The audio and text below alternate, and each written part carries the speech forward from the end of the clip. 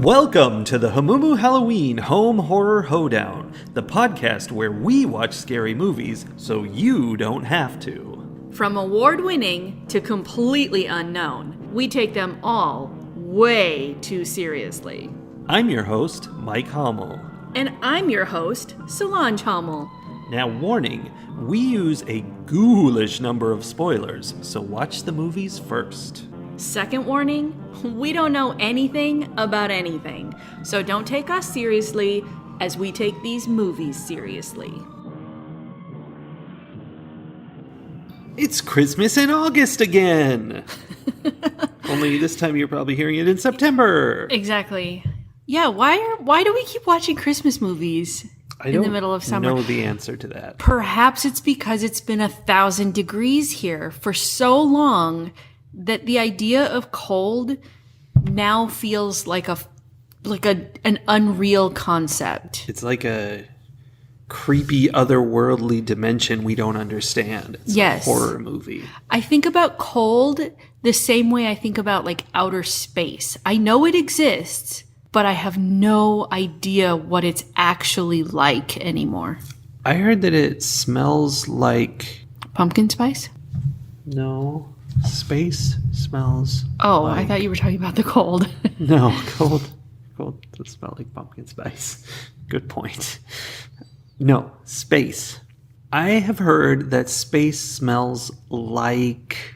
fish sticks and custard? Nope, that's time. How can space smell like anything? I was gonna say this, but I thought I was wrong. Burnt steak. That's what they say. Astronauts say that space smells like burnt steak. A, how can space smell like anything? It's space? A lack of things. And B, what astronaut was outside taking a sniff of space? Like, that seems dangerous to me. I mean, maybe the burnt steak is your nostrils frying in nothingness. It was their brain freezing. Yeah.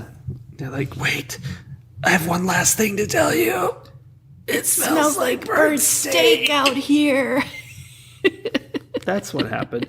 And that's all very relevant to the movie The Apology from 2022.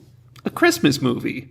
You're either having a stroke or overcooking your toast. Yes. Okay, sorry, I had to say that.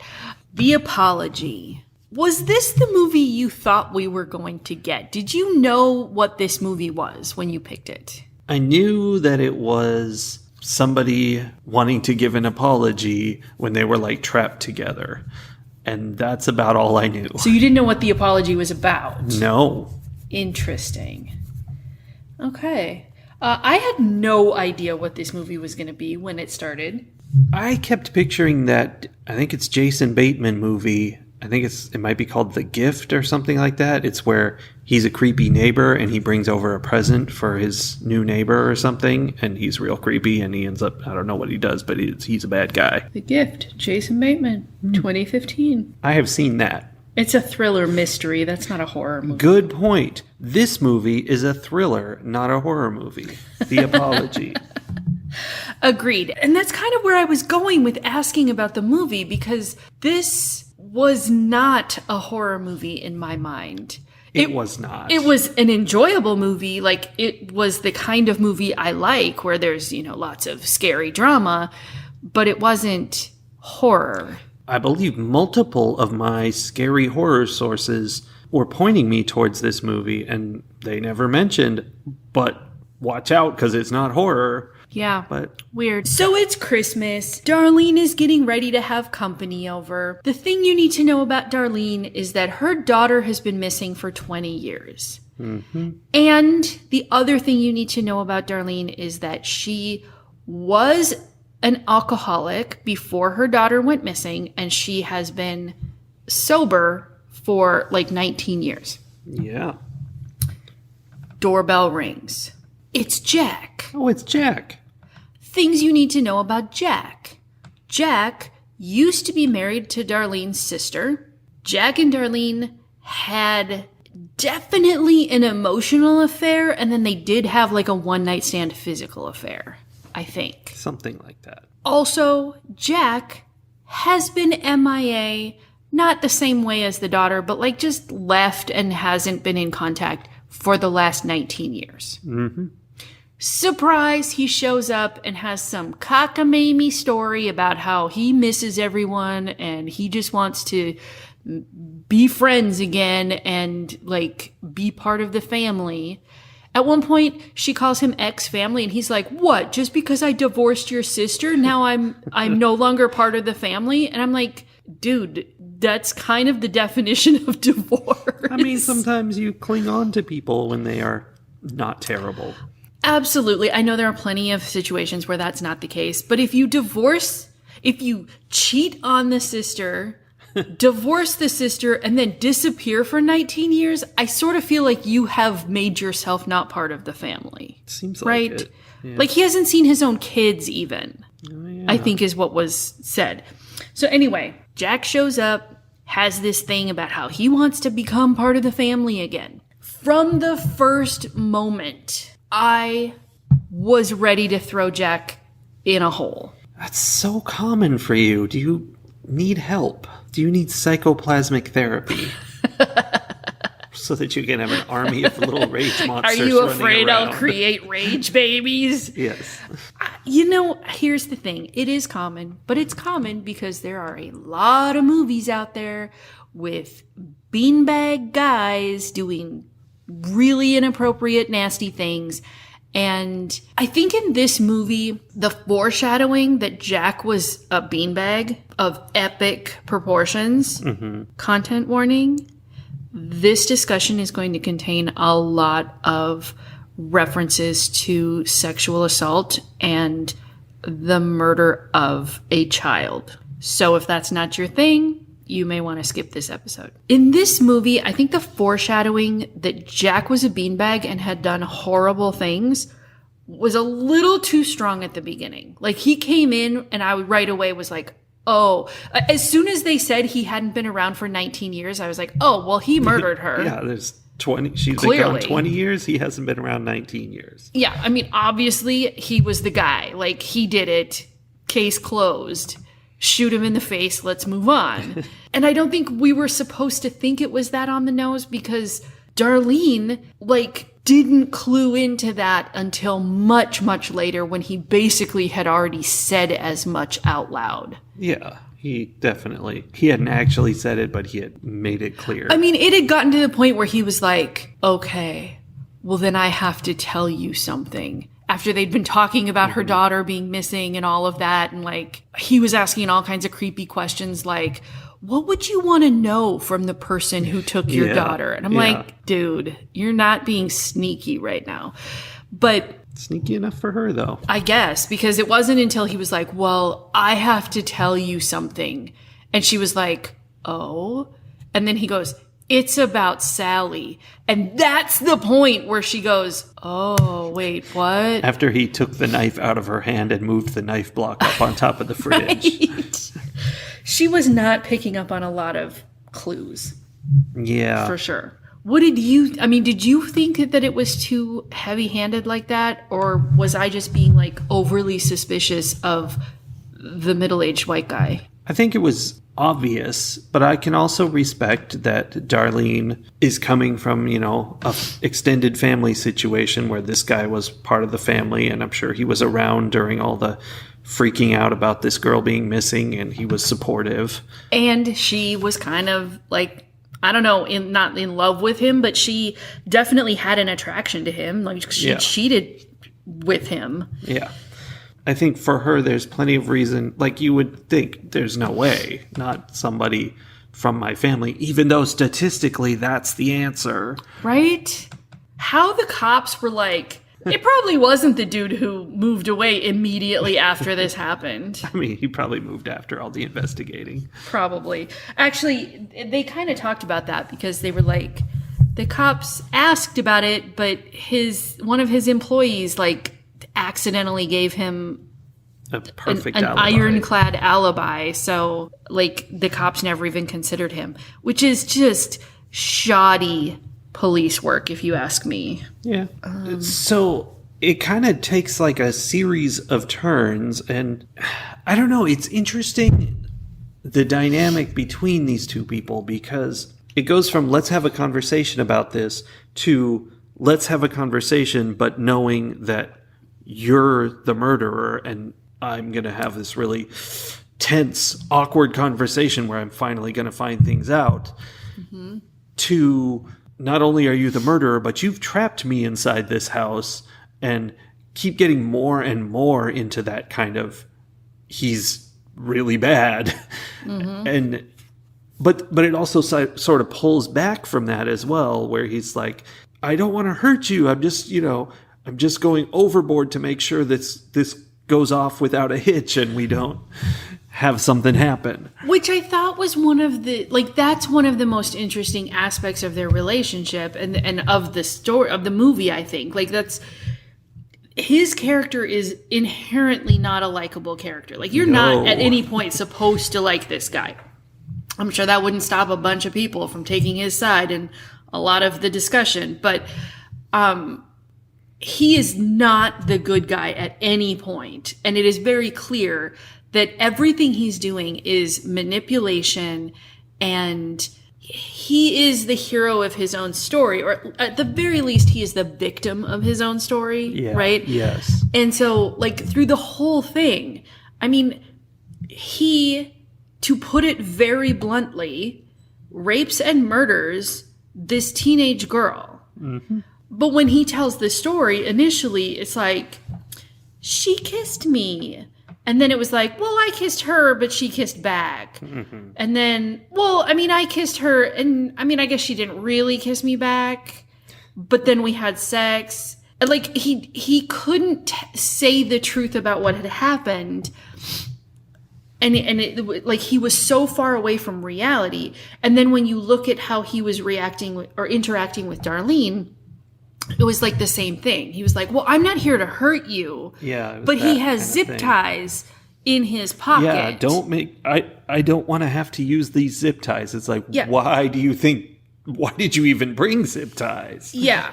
There was a lot of don't make me do this. Look what you made me do. Yeah, at the end it came down to don't make me do this. Right. And that was the whole thing. Like, I think the initial murder too, it was, well, she started screaming after he raped her and wouldn't stop, so I had to kill her. Like, no, dude, no, you didn't.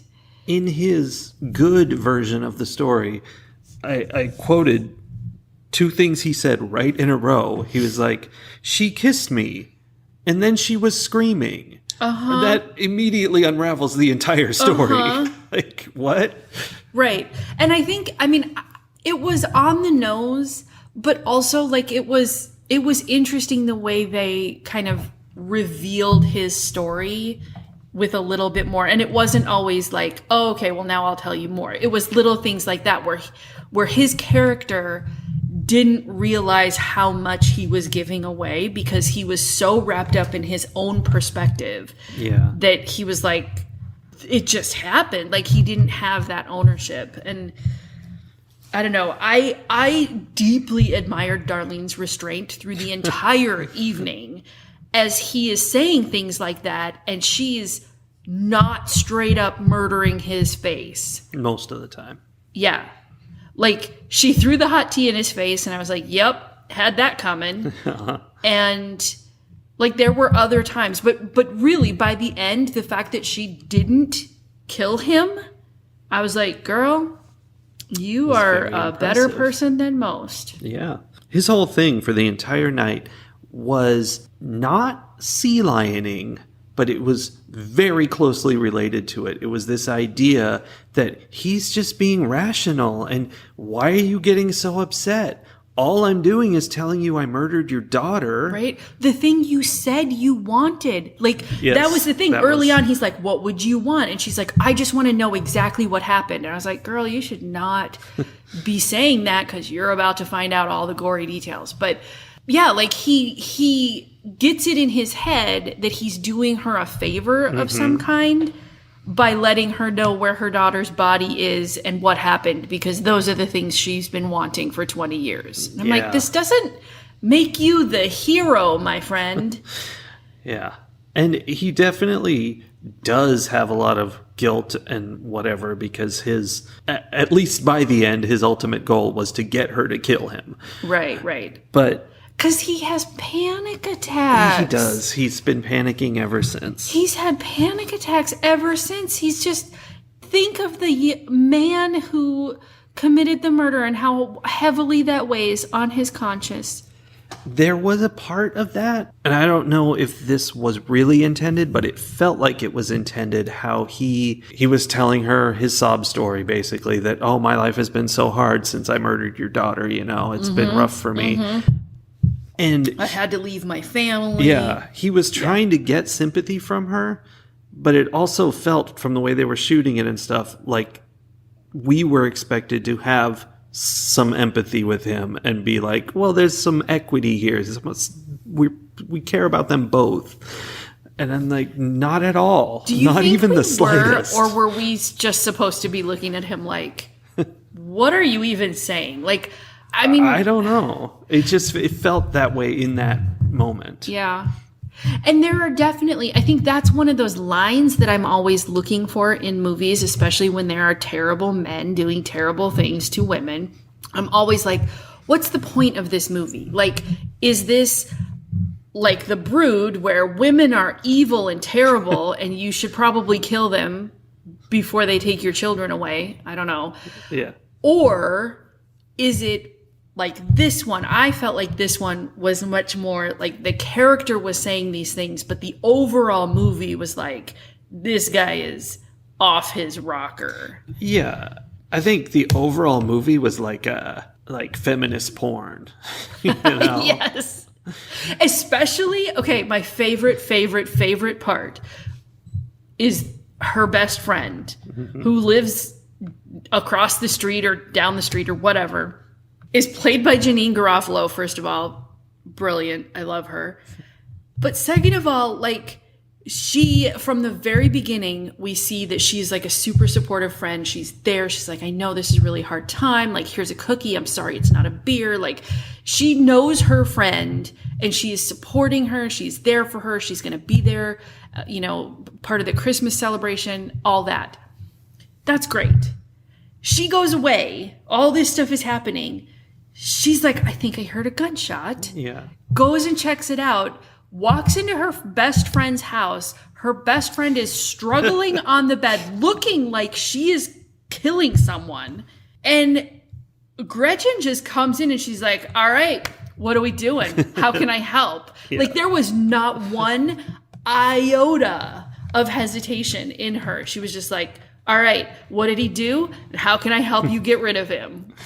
Yeah. That also sort of feels like female friendship porn, where it's like everyone wants that ride or die friend who will just grab a shovel rather than asking any questions. I mean, that's the classic standard, is helping you bury bodies. Yes. And like, she was 100% there, which in real life, I do not believe in. Like, that's, I think we've talked before about how loyalty is not a concept that we can get behind. Yeah. Like, there's loyalty when it is earned and deserved. Well, and that's kind of what this is, though. It's I believe you. I trust in you, and I know that if you're doing this, there's a good reason. Yes. And clearly, I mean, they have a 19-year relationship, a friendship, whatever. Like, there's that. I think Gretchen, also sort of like us, was then wanted, once things were kind of settled, wanted to know what the situation was, and maybe would have like backed out if she hadn't been on board with it. But when she found out that he killed Sally, she was like, all right, what are we going to do? But also was saying, you should not kill this man. Yeah. Was being the voice of reason. Yeah. But everyone wants to have that friend who will just like have your back. Yeah. So I liked that piece of it a lot. Although I did make the note at one point, there are no heroes in this movie. I suppose. I mean, I did make that before the very end, when I really was like, oh, these ladies are going to kill him. He's going to end up buried in the basement somewhere. The way I expected it to go was like a whole thing, but they worked it out. And to be honest, I wasn't mad about it. I'm like, oh it's yeah, fine. He's going to end up buried in a hole somewhere. Nobody's going to know he was here because he didn't tell anybody he was coming to do this. He's just going to still be gone. And she will have some sense of closure and her friend will have backed her up. And I was like, yeah, that makes a movie plot. I'm all right. I'm down. But I do like the fact that that wasn't what happened, that she overcame her rage and revenge fantasy and instead like took away what the thing he wanted. Like you said, he wanted to die. Yeah. And she prevented that and got the evidence that would make him like go to jail forever. And yeah, it was a fun little twist, I guess. Yeah. Fun little trick. Yeah, instead of giving him the release from his anxiety that he was looking he's gonna be for, anxious in jail. He now. gets to go suffer in jail for who knows how long. So, yay! Yeah, I mean, I think it's a good ending, and it's very, very resolution-y. It was heartbreaking that she had to choose to record over the last remaining like piece of her daughter that she had in that recording of her, had to record over her in order to get his confession on tape. Yeah. But it was also like, well, yeah, that's sad, but also the right choice for sure. Yeah, for sure. This was the solution. But such a sacrifice. Oof. Well, and that was dramatic movie stuff because once Gretchen was there, they had 2 cell phones. She could have just had the other cell phone sitting around. Good point. Good point. No, that wouldn't have been nearly as dramatic. Yeah. One thing I would note about this whole movie, and I don't even know if this is good or bad. I know I peeked at IMDb and I saw people complaining about this very thing. And I'm like, I thought it kind of excitedly when I was writing it down. Okay. This movie is effectively a 2-person play. Like, we're just watching a play go on. Like, it's almost entirely just a discussion between 2 people, but, you know, with some action. But it's the kind of action that could totally be in a play, you know, just a little bit of banging around and whatever. And it feels like it. It just feels like a play. And I think that's totally fine. But I also know that a lot of people complained about it. Well, it wasn't because there was so much talking. So much of the story was like the emotional interplay between these 2 people and like watching Darlene's character shift in how she felt about Jack and watching Jack just try to gaslight her about all of these things. And like so much of it was that emotional stuff. There are a lot of audiences that don't want that, whether it's on the stage or on the screen. Like they just don't want people talking at each other movie, right? Especially when you think you're getting something like a horror or a thriller, you tend to want those to be more action. And this had very little action. I get excited about that. Like there was some movie, we watched it and it has a lot more action than this, but the premise of the movie is that like a guy comes into the police station and starts confessing to a bunch of crimes and murders that haven't happened yet. And it's the tension between him and the officer as he talks about it. And those kind of things like that, just conversations that are interesting and have twists and levels to them. That's very entertaining. Well, and where there are little things like if you're paying attention, you know more about what's going on than what has been said because so much of the story is told like between the lines, right? Yeah. Or in the interplay between the two characters. And I like that too. I did not have a problem with that. But it is slower, so I can see why some people would complain. But I also think that sort of thing can either be done really well or really badly. And these 2 actors did it really well. Like you could tell what was going on in their heads beyond just the words that they were saying, which is not always the case. Yeah.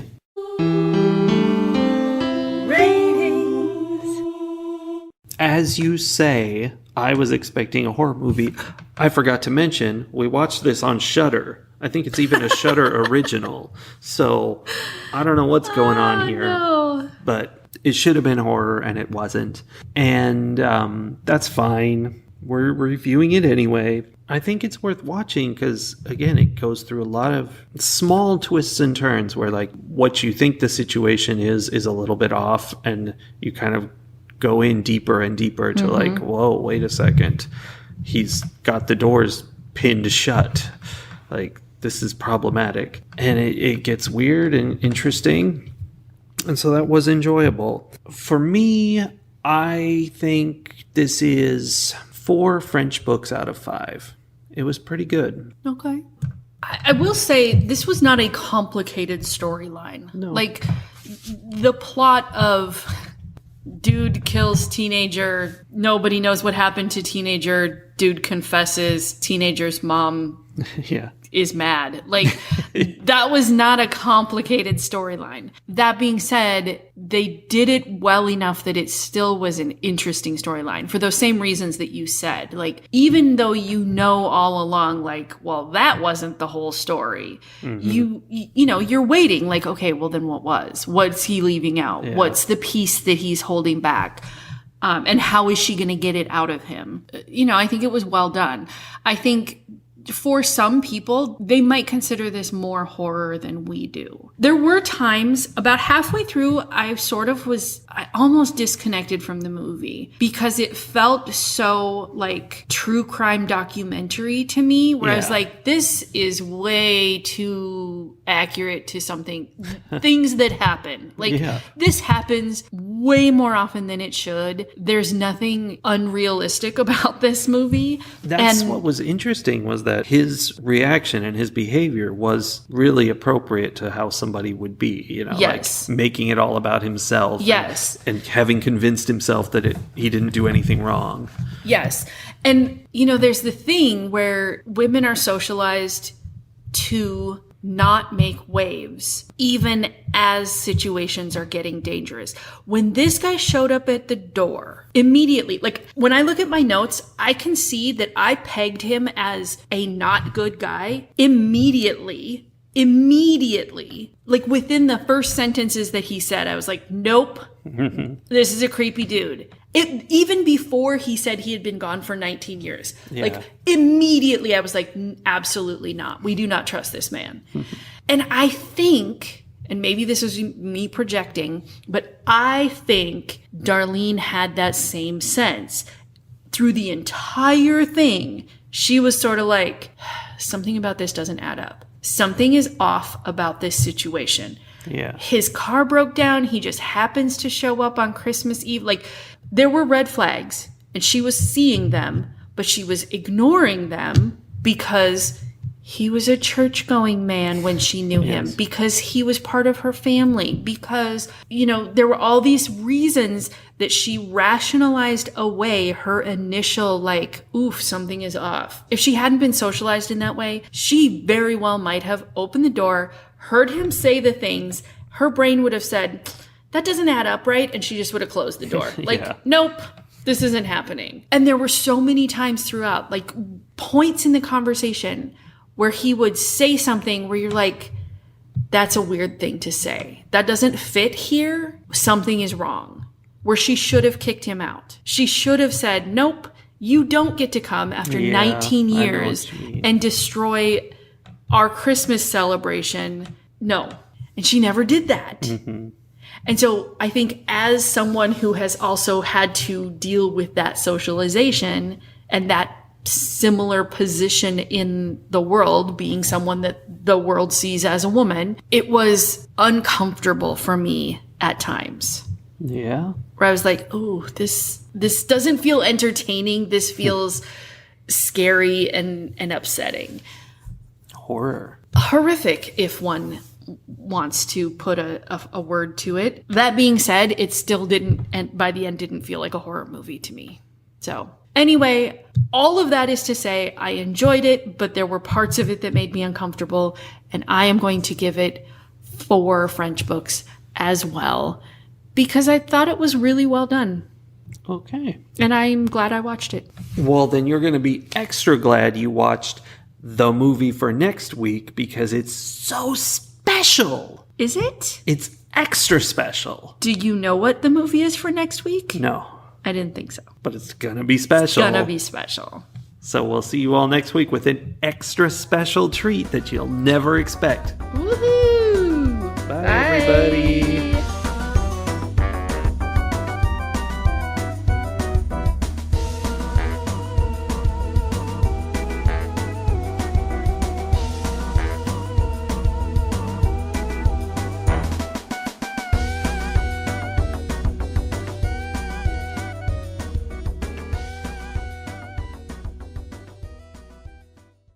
My whole body freaked out by the fact that there wasn't a pillow on this chair. That's been a real super problem for you weird. Today. I don't know why I had such a reaction. I legitimately was like, I can't sit down. Tookits needs comfort. I had this same reaction sitting down in this seat as I would have had if I had suddenly realized mid-sit that there was a cat underneath me. Yeah. Okay.